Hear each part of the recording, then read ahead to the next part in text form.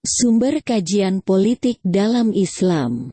Kedudukan ilmu sosial dan ilmu pengetahuan alam, ilmu Al-Tabi, dalam skema pengetahuan manusia adalah sama, yaitu upaya menyingkap rahasia untuk menemukan dan memahami sunnah ilahiyah, ketentuan Allah yang berlaku secara otomatik atau melalui proses pada alam semesta, termasuk manusia.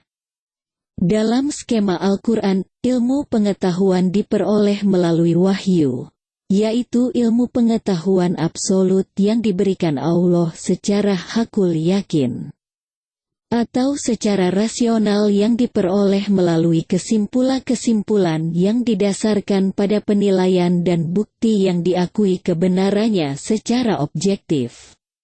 Dengan demikian, metode ilmu pengetahuan Islam sepenuhnya sesuai dengan pengalaman dan eksperimen, dan sesuai pula dengan penyelidikan rasional dan intelektual dalam lingkup pengetahuan yang diwahyukan. 1. Termasuk dalam hal ini ilmu politik di dalam Islam.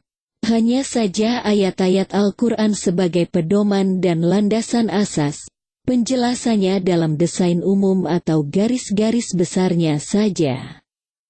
Tidak menjelaskan secara rinci, karena memang secara objektif ilmiah sebuah pedoman atau landasar dasar harus bersifat umum agar dapat meliputi atau menjangkau berbagai permasalahan hidup umat manusia, di mana saja dan kapan saja, sehingga dengan begitu Al-Quran bisa berlaku untuk sepanjang zaman dan tempat di mana saja dan kapan saja umat manusia berada. Sumber-sumber rujukan ilmu politik dalam Islam berdasarkan objektif ilmiah dalam Islam secara matrik setidaknya ada 4 sumber, yaitu Al-Quran, Sunnah Nabi, kebijakan-kebijakan para Khulafa al-Rasyidin, dan kajian fiqh yang dinamis. 2. Sumber rujukan pertama, Al-Quran. Al-Quran adalah kitab suci yang diturunkan Allah kepada Nabi Muhammad Sallallahu Alaihi Wasallam untuk disampaikan kepada umat manusia. Al-Qur petik terbalikan sebagai pedoman dan landasan asas bagi kehidupan umat manusia, diturunkan untuk tujuan agar menjadi petunjuk atau hidayah, dan tali ikatan yang membentang dari langit sampai bumi. Siapa yang berpegang teguh dengan tali ikatan ini, Al-Quran, dia akan mendapatkan hidayah.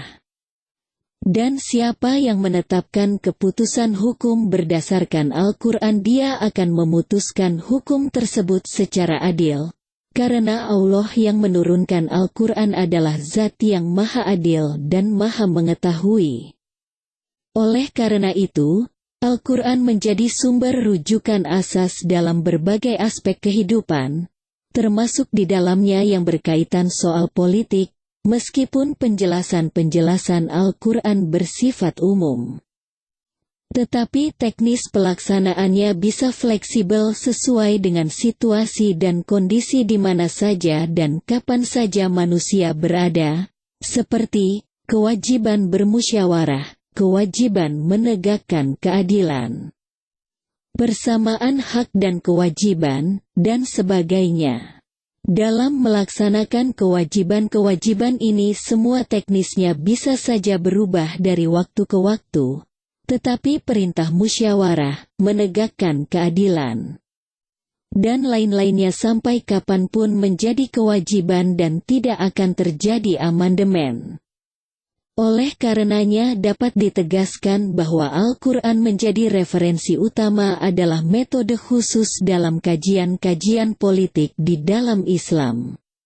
Sumber rujukan kedua, Sunnah Nabi Muhammad Sallallahu Alaihi Wasallam.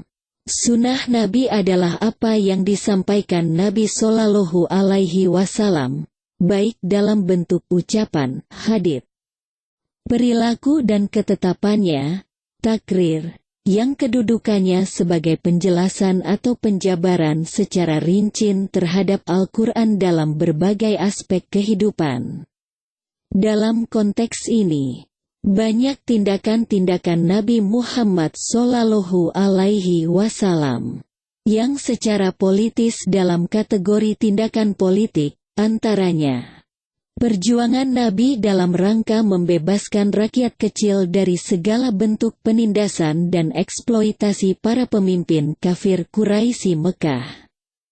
Perintah Nabi Shallallahu Alaihi Wasallam kepada beberapa orang Muslim Mekah untuk mengungsi ke negeri Habsah, Ethiopia, sebagai upaya menghindari kekejaman para pemimpin Quraisy dan kemudian mereka mendapatkan suaka politik dari Raja Najasyi, penguasa Ethiopia.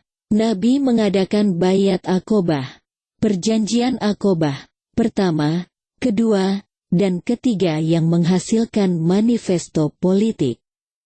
Manifesto politik ini dideklarasikan oleh penduduk Yasrib, Madinah, yang sudah masuk Islam sebagai bentuk dukungan padu kepada perjuangan Nabi Shallallahu Alaihi Wasallam. Keberhasilan Nabi dalam menetapkan piagam sebagai upaya untuk melakukan restrukturisasi dan penataan kehidupan masyarakat Madinah yang plural, pengangkatan panglima perang, pengangkatan duta yang ditugaskan di negara Yaman, dan lain sebagainya. Sumber rujukan ketiga, kebijakan-kebijakan para Khulafa al-Rasyidin, yaitu kebijakan Abu Bakar, Umar bin Khattab, Utsman bin Affan, dan Ali bin Abi Thalib saat mereka menjabat kepala negara, khalifah. Kebijakan-kebijakan mereka dalam upaya mengelola atau menata kehidupan masyarakat untuk terciptanya kehidupan yang kondusif, aman, dan damai di bawah kendali dan koordinasi para khalifah tersebut sangat penting untuk diketahui. Beberapa contoh dapat disampaikan, antaranya, pemilihan para khalifah berdasarkan musyawarah melalui berbagai mekanisme pemilihan. Baik dilakukan secara langsung ataupun melalui berbagai mekanisme pemilihan, baik dilakukan secara langsung ataupun melalui badan pemilihan, pembagian wilayah dalam bentuk keamiran atau provinsi. Mendirikan Baitul Mal, mencetak mata uang yang sebelumnya menggunakan mata uang kerajaan Bizantium sebagaimana yang dilakukan Umar bin Khattab, dan kebijakan-kebijakan lainnya. Sumber rujukan keempat, Fiqh. Fiqh sebagai tradisi pengkajian para ulama fiqh menjadi sumber rujukan jika pengkajiannya dilakukan secara dinamis dari waktu ke waktu dan selama mengacu pada Al-Quran dan Sunnah Nabi. Fiqh merupakan terminologi umum tentang kajian keislaman yang bersifat amaliyah, baik dalam hal ibadah ataupun dalam hal muamalat, interaksi antara sesama individu ataupun antara sesama masyarakat, yaitu aktivitas-aktivitas yang dapat dilihat, antaranya salat, berzakat, berhaji, beraktivitas dalam hal-hal yang menyangkut politik, dan sebagainya. Oleh karenanya, pada masa lalu dan di masa modern dan kontemporer sebagian ulama fiqh menggunakan istilah fiqh siyasah, al-fiqh al-siyasi, dalam hal-hal yang menyangkut bahasan politik. Sama seperti penggunaan istilah fiqh al-zakat, fiqh zakat, al-fiqh al-iktisadi, fiqh ekonomi, dan sebagainya. Demikianlah pengantar sistem politik Islam yang merujuk pada zaman pertama Islam didakwahkan Nabi Muhammad dengan cara yang Allah Ta'ala tunjukkan ke hadapan manusia, yang semata-mata bertujuan mengajak manusia menyembah Allah semata. Karena hidup di dunia ini bagi Muslim adalah sebuah persinggahan sementara saja. Semoga bermanfaat. Terima kasih. Jazakallahu khairan katsira.